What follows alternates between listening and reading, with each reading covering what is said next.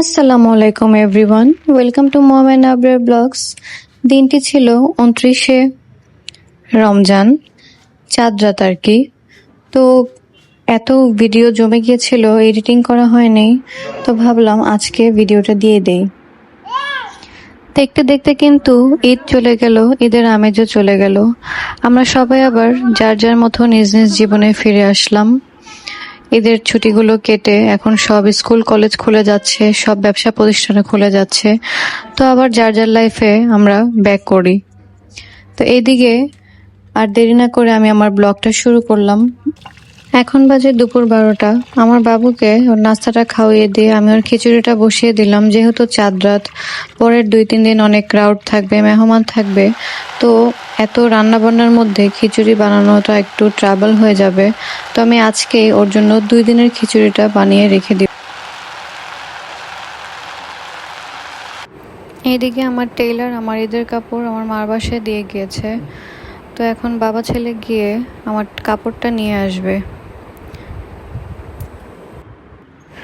বের হয়ে যাচ্ছে দুজন নানু বাসার উদ্দেশ্যে।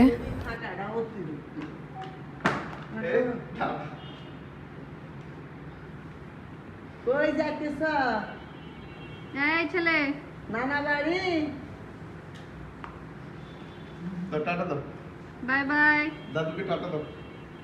না না যাবে তো না। Bye bye. ওরে বাবা রে। ওই তো বাবা ছেলে চলে গেল।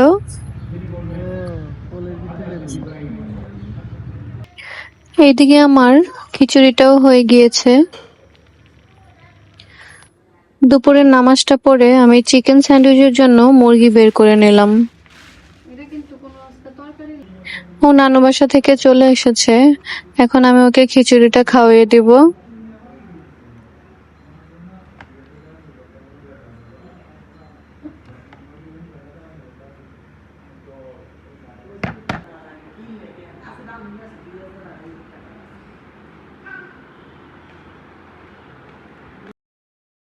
এদিকে বিকেল গড়িয়ে ৪টা বেজে গিয়েছে, তাই আমি ইফতারির জন্য শরবতটা বানিয়ে নিচ্ছি।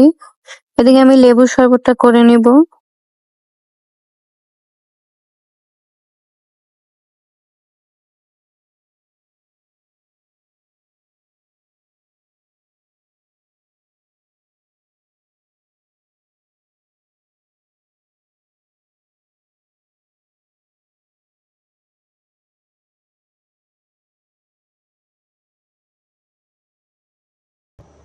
আমি একটু করে বেলের শরবতও বানিয়ে নিব এখানে। এদিকে আমার শাশুড়ি ঈদের জন্য পায়েস বসিয়ে দিয়েছে, আর এখানে একে একে বড়া, আলু চপ, বেগুনি সবকিছুই ভেজে নেবে ইফতারির জন্য।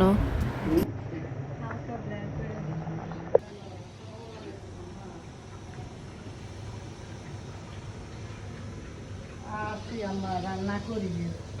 এদিকে রাতের জন্য করলা ভাজি কেটে রাখা আছে, পায়েসগুলো প্রায় রেডি হয়ে গিয়েছে।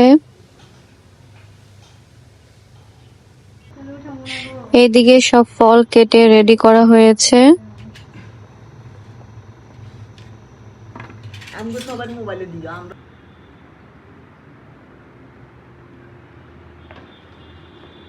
এদিকে টেবিলে ঠান্ডা দুধ, ড্যানিশ, রুয়াবজা রেডি করা আছে। আমার দেবর মোহাব্বতের শরবত বানাবে।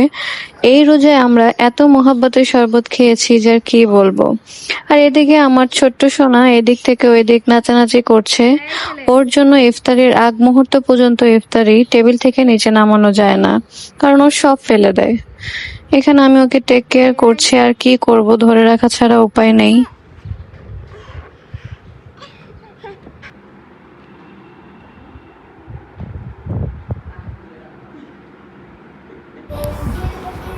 আল্লাহর অশেষ রহমতে আমরা আমাদের শেষ ইফতারি সম্পূর্ণ করলাম, আলহামদুলিল্লাহ। এদিকে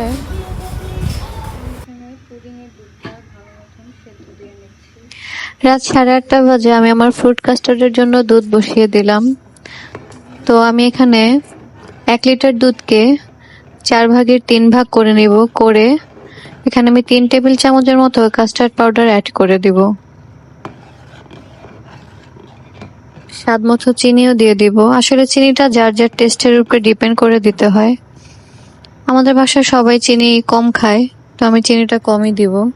আর ওই পাশে আমি চিকেন স্যান্ডউইচের জন্য চিকেন সিদ্ধ হয়ে বসিয়ে দিয়েছি। এই তো আমার ফ্রুট কাস্টার্ডের মিশ্রণটা প্রায় রেডি। এখানে আমি ফলগুলো একে একে ছোট ছোট পিস করে কেটে নিয়েছি। আজকে আসলে ওকে বেদানা আনতে বলেছিলাম, বেদানা আনা হয়নি। এইদিকে আমি পুডিং এর জন্য দুধ, ডিম নিয়ে নিয়েছি। ডিমের সাথে চিনি মিক্স করে দিলাম। এদিকে আমি ক্যারামেলাইজ করে নিব চিনিটা। এখানে চিকেন স্যান্ডউইচের জন্য আমি চিকেনগুলোকে আলাদা করে নিচ্ছি, ছাড়িয়ে নিচ্ছি।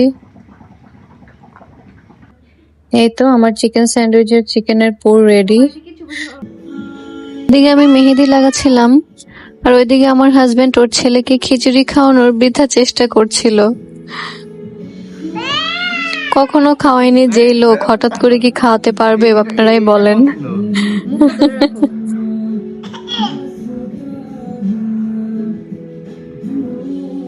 বের করে দে তো। ঈদের দিন সকালে ঘুম থেকে উঠে আমি চিকেন স্যান্ডউইচের রুটিগুলো হালকা টোস্ট করে চিকেনের পুরগুলো ভিতরে ঢুকিয়ে নিব।